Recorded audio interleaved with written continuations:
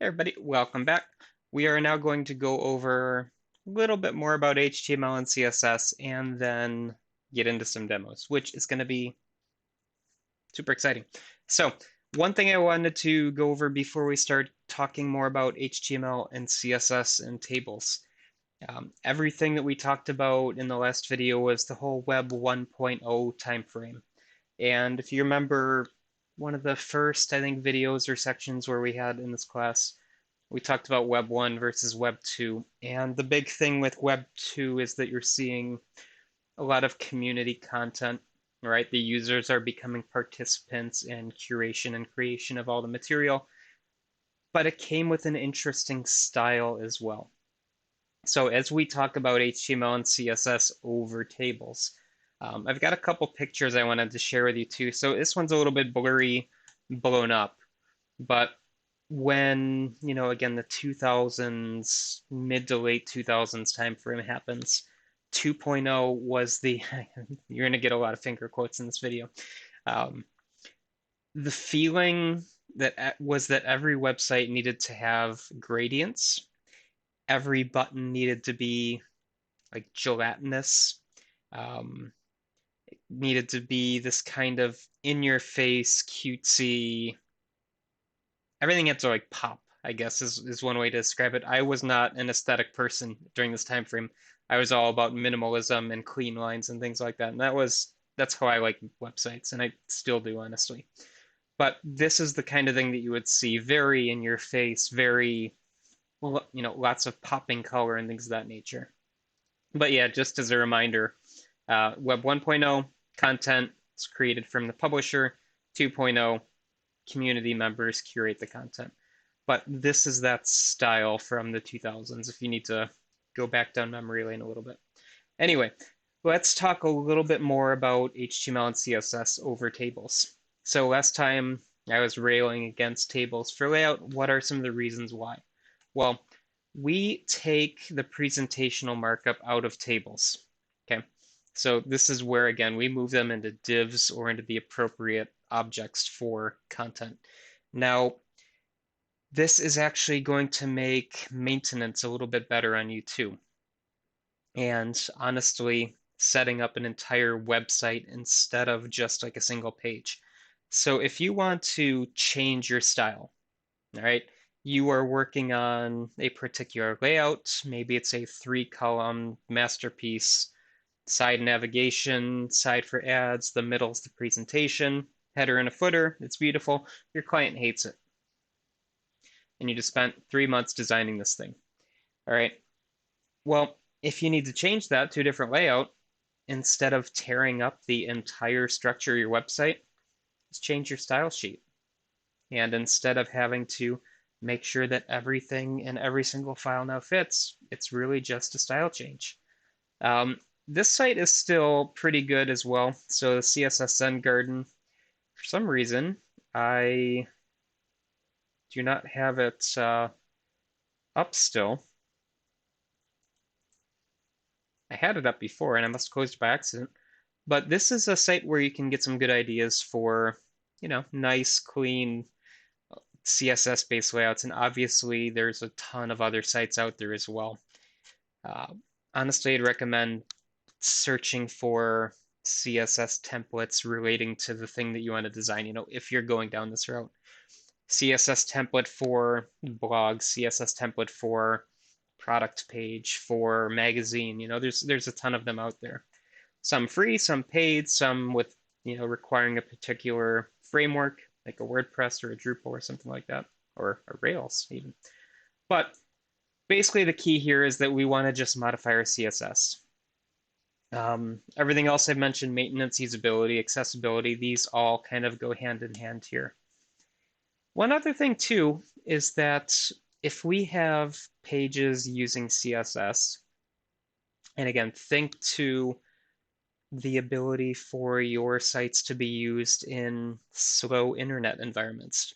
These style sheets can be cached. They can be minified and reduced. And what this means is that if I go to your website once, the style sheet might get cached on my device, meaning that it's stored locally and it's going to be active for a set amount of time. Like probably saw when we looked at the caching rules way back when, right? But these kind of bigger things, images, styles, and so on, can be cached and then pulled up offline. We just pull down whatever content we need. So this is one of the nice things about having it this way as well. And kind of the last big one, which is something that I never have really dealt with, in all honesty, but I know a lot of people have to deal with this, is search engine optimization or SEO. Now, this is something where probably people with marketing experience will have a lot more background and knowledge about this area, but this is basically let's get our website pushed to the top of the search rankings, right? When I search for the Fredericks widget, I'm going to be the first one that pops up, even though there's 500 other people making this widget, right? So the idea here is that we're going to structure our pages, not only in terms of layout and content, just for visually, aesthetically pleasing images and views, but we also want to bump up our search ranking.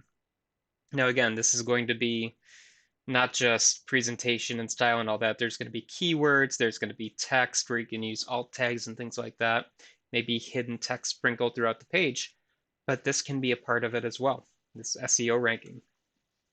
Okay, enough pontificating about the terribleness of tables. Let's look at some of the other options that we have. So I showed you basic websites, right? We have, excuse me, all the websites that we've done so far have basically been style-less, right? I've had you do header tag, maybe some basic content, but nothing really in terms of style. And if you went out and you did Bootstrap or you added some kind of a template or a CSS layout, that was all because you wanted it to look a particular way, or because I said there's extra credit for doing this. But there are other things that we can do. So one of the first ones that we talk about is the grid-based layout. Now, this is something that has recently become very popular in website design, where, and I guess recent is in the last 10 years or so, not just this year. But this is where we break our page down into a grid. Now, this is popular in traditional media, traditional publishing, as you kind of see here. But all this really means is that we are taking our page and we are breaking it down into something grid-like. So I've actually got a grid, and I'll put this link in the description as well. But I guess one thing I should mention, I don't have any of these rules memorized. I know a lot of people can just rattle it off, but I always forget how these work. But I could define a grid for my website. So for instance, let me add a few rows. So here we have something where I've got a, 3 columns by 4 rows. Let me get rid of all these pre-existing ones here. Okay, so I've got a single grid for my page. And let's call this one my header. Okay, and let's call this my nav region so it doesn't conflict. And then this will be my content area. Now, I'm not expecting you to be wowed or anything by this website. This is a nice one for helping you with the CSS rules and the styles and all that fun stuff. But what this created for me is a page where I now have a header, I have a side region, and I have a content area. Okay, and maybe in this content area, this might be my special call out or something like that. Maybe I've got an ad that needs to pop up, or it's going to be, you can save $500 if you switch to, I don't know, no good example there. Basically, I'm defining different regions. Okay, and this is just a series of divs, interestingly enough. So we see a container, and then we see 4 divs inside here. There is no inheritance going on. There's not one div inside of another, right? This content area here and this one here, they're not like inextricably linked in terms of the actual layout. I'm going to specify that in my CSS. So my container is a grid. Here's my column definition. Here's my row definition. Do I want to have a gap in here of, say, 10 pixels in between them all? Here's all the specific informations I need per region. Basically, what I'm doing is I'm kind of mimicking the table layout with CSS and divs. And one thing you might wonder is, well, why don't you just use a table if you're doing this anyway, right? And again, this goes back to the whole idea that tables are not for presentation. The grid layout's nice, But this is going to be a lot better in terms of how my website's laid out, right? This special callout region, I could have to find anywhere and just pull it in, and it will just be placed where it needs to go. So grids are one way to do this, and this system is more current. Grids haven't always been this nice in terms of how they're laid out. CSS rules have changed. With CSS3, it's a lot easier than it used to be. Before we used to have to like define exactly where each grid would go, and we'll talk about that in a second here. So that's the whole thing with the grid-based layout. Now, the one system that was super popular for years was the 960 based layout. Now, this is actually a CSS framework where you would download the 960 layout and then you could just apply it to your site. And the idea was that it was going to be 960 pixels wide. So that was your page, was 960. And then based on whatever resolution you had, this grid would be basically resizing based on your resolution. Plus, it was very popular with the, if I needed a lot of little grids or if I wanted to add spaces, I just add another column in between them, something like that. And all it really does, and this is, a simple example here. I've got a page with some 3 regions, basically. This set of grid cells would be 220 pixels. This would be 700 pixels wide here. 700 plus 220 is 920. And then we would have a 40 pixel wide buffer probably for this little white area here. Or, based on what Dr. Inglesma has in the slides here, we've got a 940 pixel wide system plus margin space. So the idea here is that we can basically create our site from a fixed width grid, and then it would scale based on how we resize our monitors.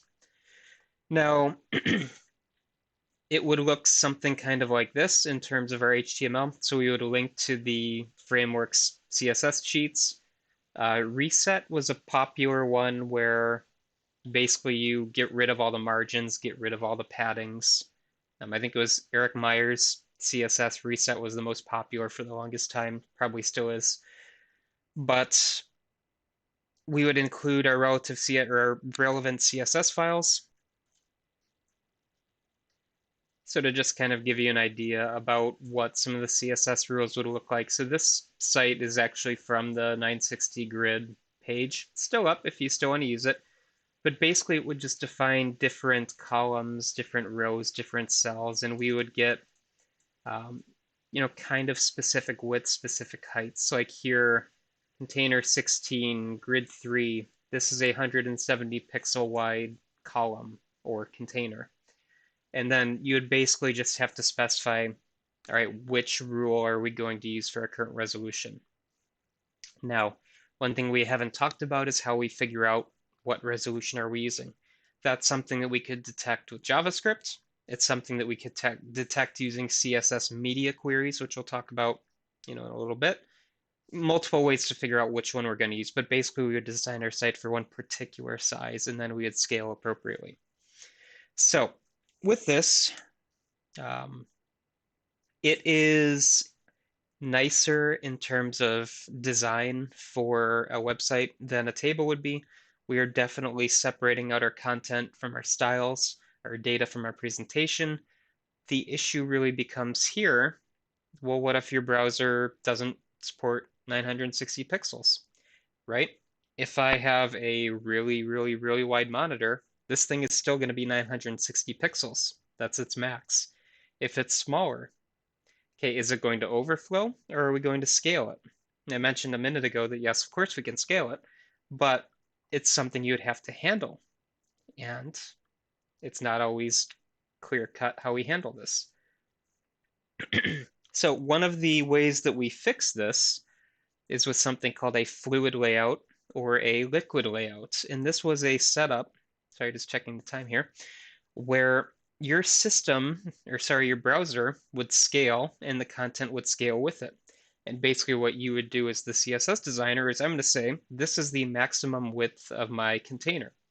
If I'm doing a grid, this is the max width.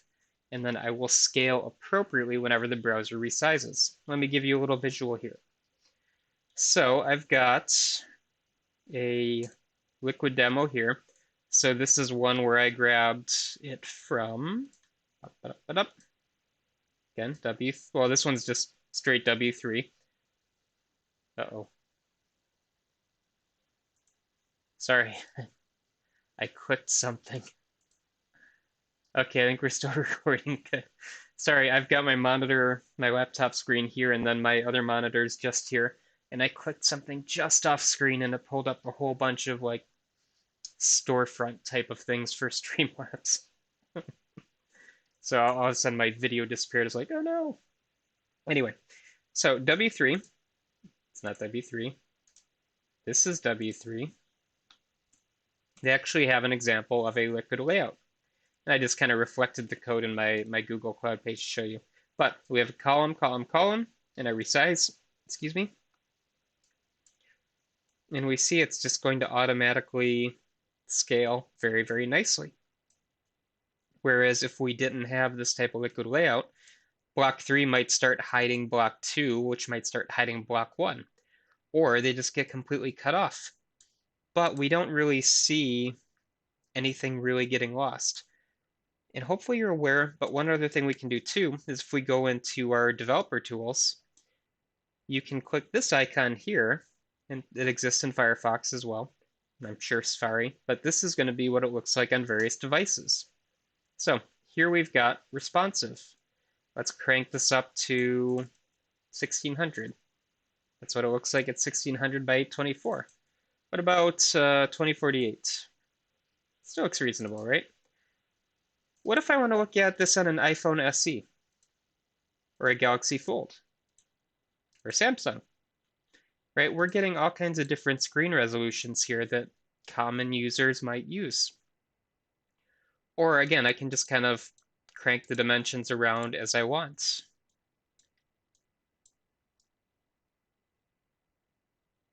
And I see exactly how this site would look on various devices. Anyway, the liquid layout, you see the content kind of shrinking and filling, or shrinking and expanding to fill the space. If I go on a, iPhone 12, it's going to look tiny, right?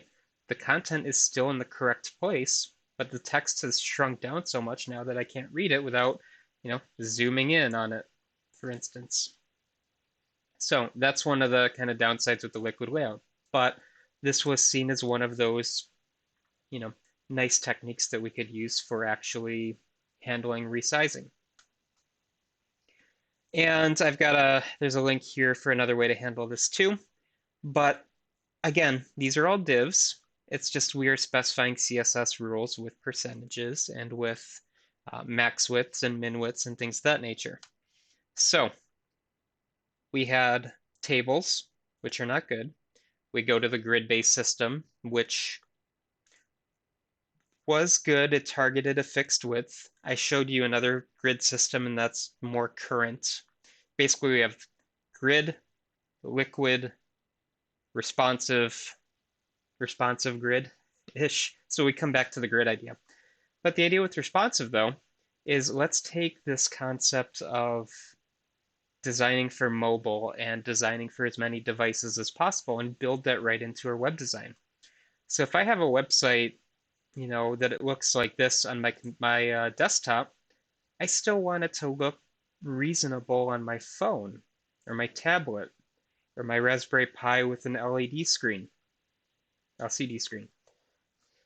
I need this to look good on as many devices as possible with as minimal effort as possible from the designer. So this is where technologies like Bootstrap come into play, honestly. So what does a responsive design look like? Well, if I go to another example that I've got here, first one we can talk about is Flexbox. Now this one was very popular. It still is very popular, and this is one way that we can get responsive behaviors without going out to something like Bootstrap. Basically, I've got a website here, and I've got the link, as always, in my HTML. So this is a W3 Schools example. But, yeah, imperfect. Here's what it looks like on an iPhone. So we see everything go from a more horizontal layout to a portrait style layout. And this kind of strategy looks very similar for a lot of different responsive websites, honestly. Your links become kind of big, easily clickable buttons, so that if you're using your finger, it's a lot more, a lot less precise than a mouse pointer. But as I make this site, come on, bigger or smaller, I see that it goes from, here's my standard website here, shrink it down, we get to a particular point, and then it becomes mobile. And we get something that looks kind of like this. All right, well, how do we handle this? We have media queries, we have divs, and again, nice thing about this, and this is just another aside, I've got my div footer here, which you would all hopefully use a footer. This was made before HTML5 really took off in W3 schools. But div, div, div, div. I could just update my CSS and this magically becomes a grid or a liquid layout or any kind of layout that I want. It's a pretty standard website layout. But this is all accomplished with Flexbox. So we've got flex parameters, and these are part of CSS, and I'm obviously not going through the fine details for how to lay this out. I'd let you do that on your own. But we're making things flexible. We're allowing them to basically float and stretch as they need to. And why aren't you grabbing? So let's close you. So idea with Flexbox is that we can get a nice responsive design based on the device type. And why do we care about this? Well, getting a little bit long now. Hopefully I haven't put you all to sleep yet. But we have all these different devices to handle, right?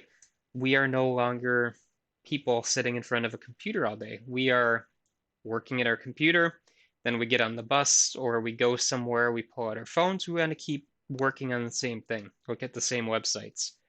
We want the same user experience. Or maybe we plug into our Xbox, our Chromecasts, our, whatever device you have on your TV. I want to still interact with this website and get a good user experience. A responsive type of layout is going to scale from one to the other. Okay. Question then, where do we start, right?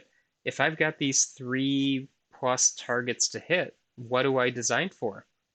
Okay, because I need it to look good on all these different devices. Depending on your perspective, if you're a more mobile-oriented type person, you might start designing for mobile. I need to make sure this thing works on a handheld device because that's my market. Okay. Then if we have that, maybe it's easy to scale up to computers and to bigger screens and larger displays. The idea is that it's kind of this mobile first mentality. And I'm going to skip through some of these slides and I'll let you go through them. But basically the idea is design for one and extend it to another one. At least from my perspective, there's different takes that we have. The traditional design was let's start on our fancy giant Mac screens, the high resolution, I'm going to do this in Illustrator and design the most beautiful website. Then we'll scale it down. Turns out to be a lot easier to scale up because I don't have to worry about making all this real estate get scrunched down. For us, mobile versus not mobile, we're going to have to figure out what technology we need to make that happen. So that's where our next video will pick up. Bye, everybody.